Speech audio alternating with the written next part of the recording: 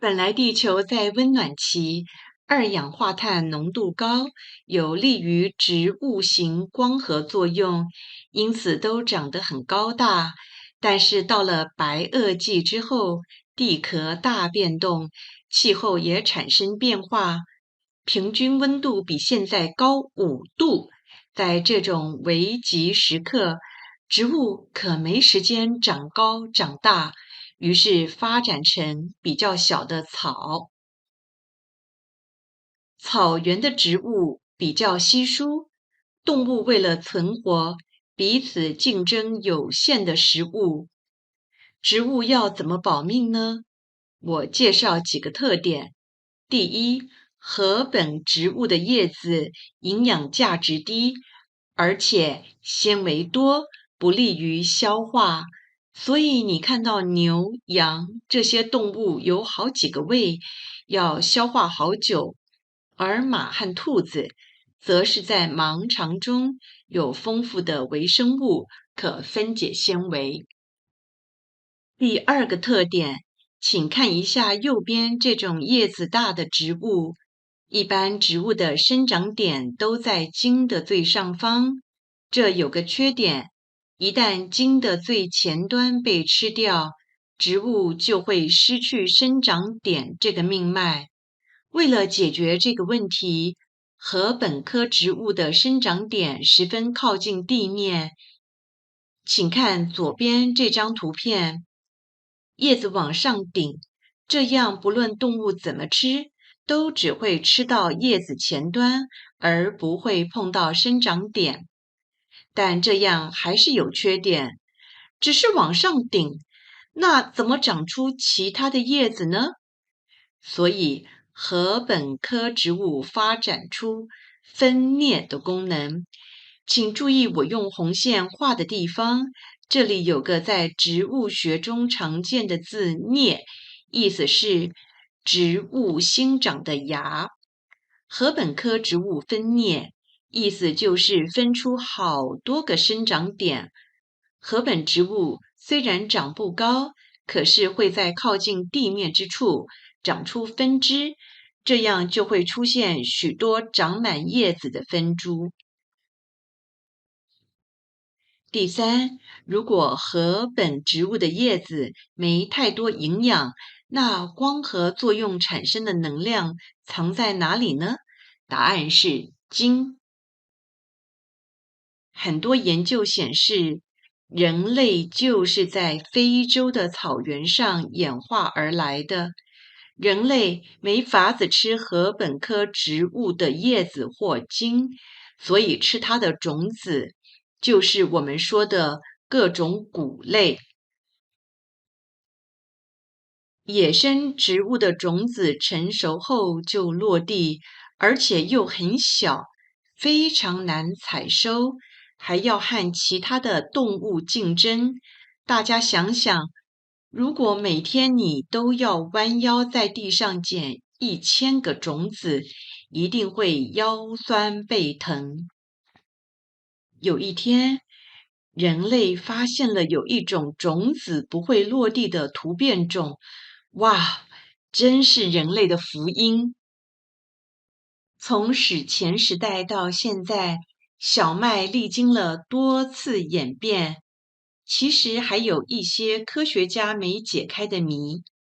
前面提到的小麦叫做单粒小麦或一粒小麦，在生物学上称为双倍体。这种小麦拥有2套染色体，可是有一天，这种单粒小麦和山羊草交配，长出了一种有4套染色体的小麦。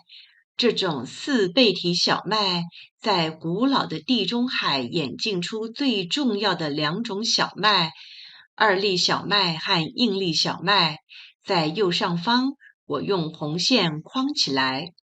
接着，同样的情节又发生了一次，有一种4倍体小麦又和某种山羊草配种，产生了6套染色体的后代，这就是我们最常见的小麦，又被称为面包小麦。我在右下方用红色框起来。今天全世界种的小麦90%都是这种，其他10%大多是硬粒小麦。硬粒小麦称为杜兰小麦，因为发音是 Durum，这就是意大利面的原料。大家如果煮过意大利面，就会发现意大利面久煮不烂。不过，现在仍有人刻意在栽种单粒小麦和二粒小麦。长期以来，西方的主粮都是小麦。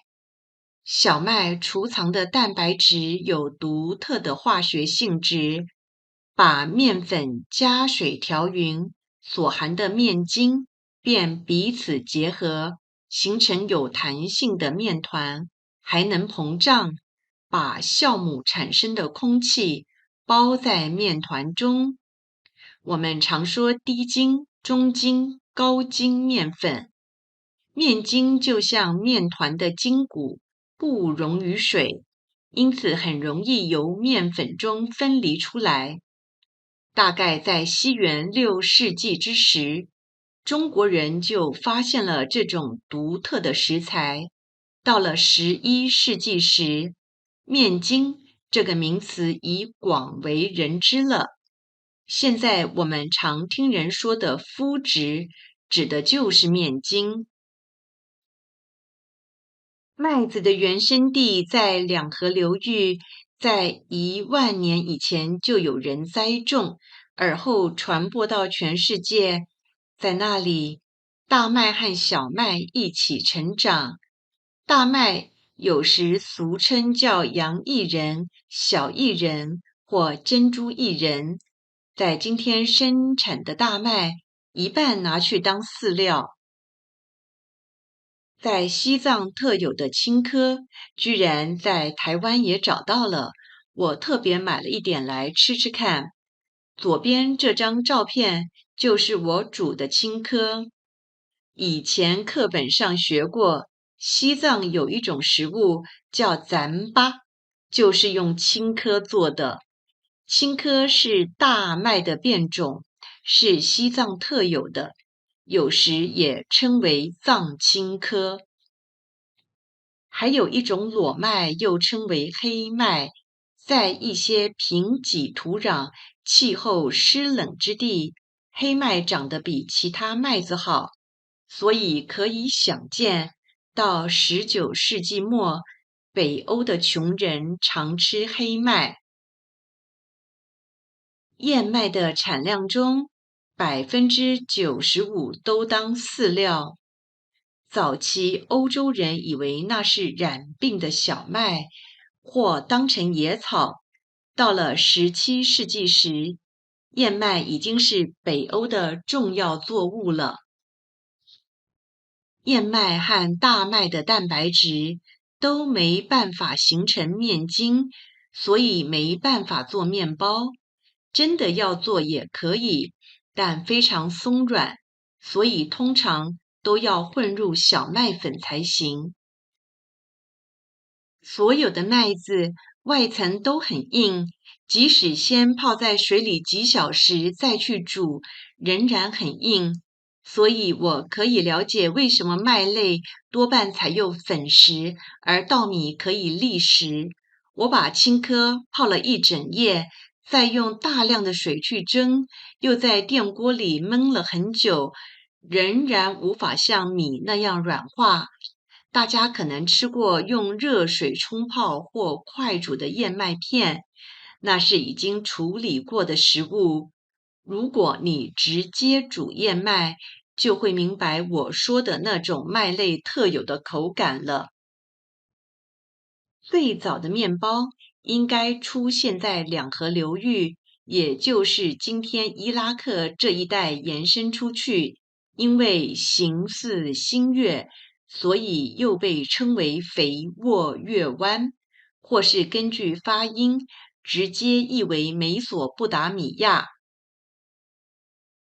在英语中 "company" 这个字的意思是同伴或陪伴，原意就是分享面包的人。Lady 是女士，原意是揉捏面包的人。在西元前8000年时演化出面包小麦。不过，最早的发酵面包出现在埃及的遗迹中，时间大概是西元前4000年。我们由埃及拉美西斯3世时的壁画上可以看到制作面包的情形。用打鼓去除粗糠后，小麦先被磨成面粉，再被制成面团，并送进用砖和粘土制成的烤箱里烘烤。面包的造型多元，还做成动物的形态。只可惜在石磨上研磨面粉，会让小碎石混入面包。考古人员就注意到很多人的牙齿磨损的证据。到了西元前300年，培养酵母在埃及已是种专业工作了。在希腊地区，西元前400年前才开始种面包小麦。他们喜欢吃添加了蜂蜜、茴香籽、芝麻和果实的面包和蛋糕。他们也会制作全谷的和非全谷的面包。到了罗马时期的晚期，小麦面包已是日常必需品，因此必须由北非和其他地区进口大量的硬粒小麦和面包小麦，来满足民众的需求。我们来看一下康熙字典中有关麦的介绍，这说明了麦子是2年生植物。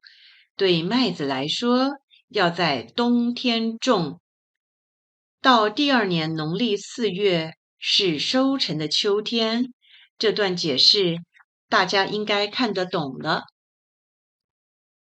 不过字典的说明文字上最有意思的是麦从来从止，意思是麦这个字的上面是来，下面是止，而不是夕阳的夕。不知道你写对了没？台湾能不能种小麦？当然可以。我曾读过一本书《海东札记》，是清朝时官员记录他在台湾的见闻。南陆地热不宜麦，北陆种者甚多。3月可收，不待麦秋也。台麦如北地，故其性最凉。这段话的意思是，台湾南部太热，小麦长不好，往北就很多人种，3月可收获。